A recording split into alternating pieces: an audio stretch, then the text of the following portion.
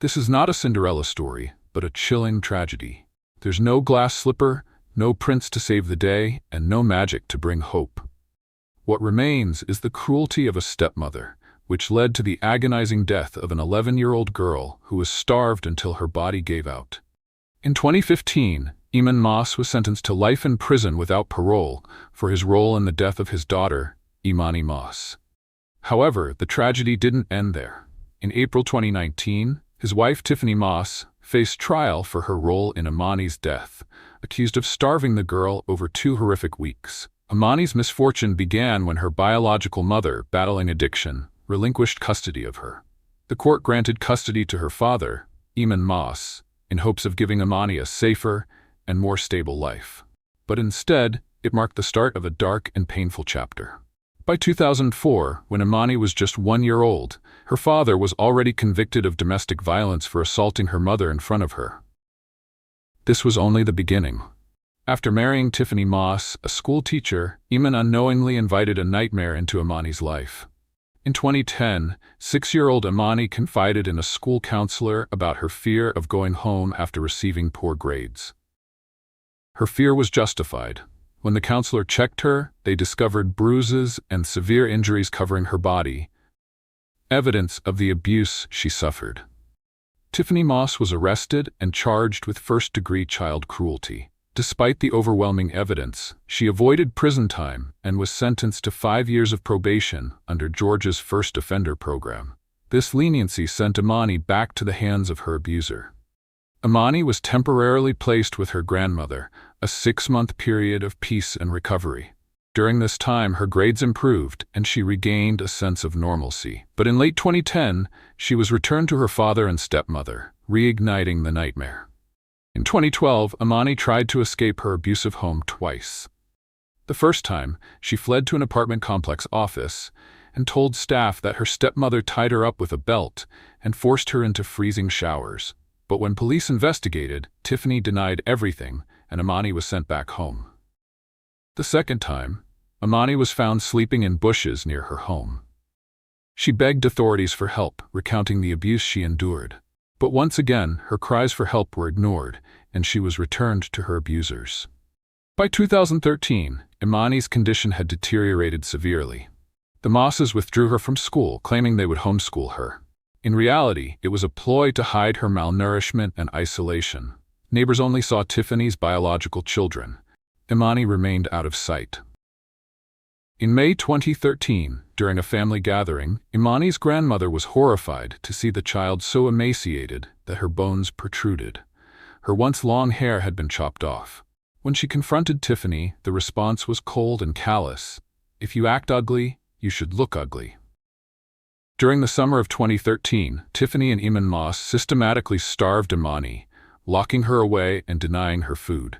The abuse reached its peak as Imani grew weaker and weaker, completely isolated from the outside world.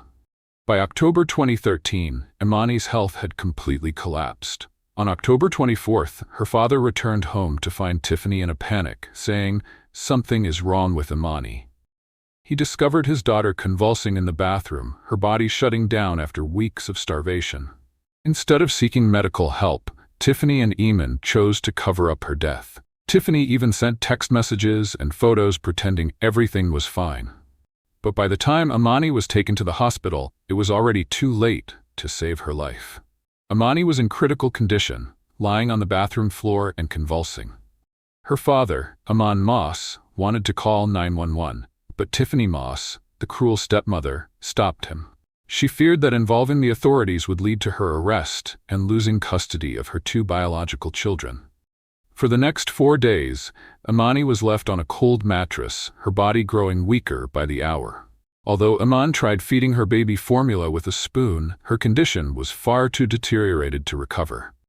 Finally, on October 28, 2013, Imani passed away, ending her suffering. When Imani received the news of Imani's death, he returned home. To his shock, Tiffany appeared disturbingly calm, sitting on the couch watching TV while her 2 other children played nearby. Imani's lifeless body lay uncovered on a blanket in a small room. Imani wanted to call the police to properly handle his daughter's remains, but Tiffany refused. She convinced him to hide the truth and fabricate a story that Imani had run away. Paralyzed by fear, they began devising a sinister plan to cover up her death. On the night of October 29th, Tiffany drove to a store to purchase supplies: charcoal, large garbage bags, and a plastic trash can. She and Imani decided to cremate Imani's body in the trash can in their backyard to eliminate all evidence of their crime. But the plan quickly failed. Without proper oxygen, the fire couldn't fully consume the body as they had intended. Realizing this, Tiffany and Imani extinguished the flames and loaded Imani's remains back into the car, desperate to find another way to dispose of her body. In the early hours of November 1st, the family packed up their vehicle. Their 2 biological children sat in the back seat while Imani's body, stuffed into a trash can, was placed in the trunk. They drove to a secluded area, doused the trash can with gasoline, and attempted to burn it again.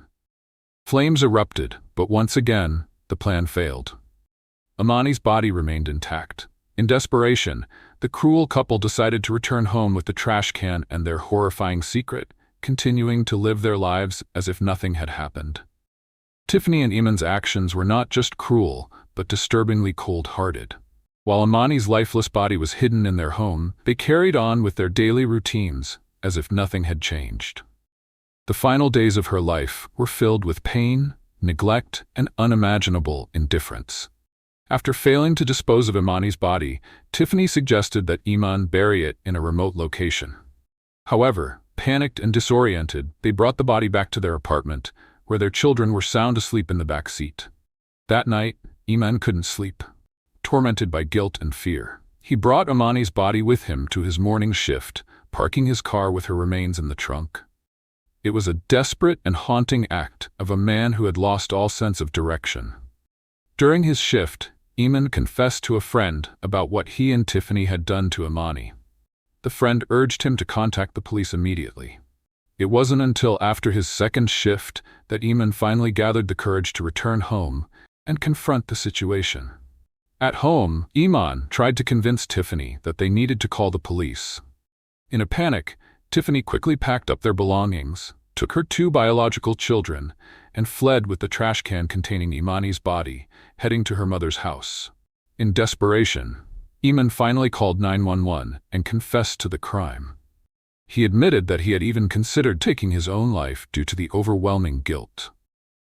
Meanwhile, Tiffany fled the scene with her children, attempting to evade authorities. Early the next morning, Tiffany returned to her mother's house in a state of panic and distress. She pleaded with her family, saying, "Don't let them take my children." By this time, law enforcement had already begun their investigation, and Tiffany realized the walls were closing in. Soon after, Tiffany turned herself in to the police. Imani, unable to escape the weight of his guilt, provided a full confession. He admitted to his role in attempting to dispose of Imani's body and covering up the cause of her death. In 2015, Imani pleaded guilty to first-degree murder and concealing a death in exchange for testifying against Tiffany. By doing so, he avoided the death penalty but was sentenced to life in prison without the possibility of parole, left to live with his regret. In April 2019, Tiffany chose to represent herself in court. She rejected a plea deal that would have spared her life, confident that she could defend herself. However, she was ultimately convicted of malice murder and all related charges in Imani's death. On April 29, 2019, the jury sentenced Tiffany Moss to death. It was Georgia's first death sentence for a woman in over 5 years. Tiffany became the only woman on death row in the state, a grim reminder of the darkness that consumed her actions. The tragic and preventable death of Imani Moss highlights glaring flaws in the child protection system. It serves as a sobering reminder of the urgent need for reform, community responsibility, and timely action to safeguard vulnerable children. The case of Tiffany Moss is not just a story of one person's cruelty, but a heartbreaking reminder of the flaws in the child protection system. Tiffany faces the death penalty, and Imani Moss has been sentenced to life imprisonment without parole. This is the price of their heinous actions and negligence, which led to the tragic death of an innocent child. What do you think about this case? Do you believe the sentences were fair? Share your thoughts in the comments below. And don't forget to subscribe to our channel to stay updated on compelling true crime stories and enjoy exclusive perks from us in the near future.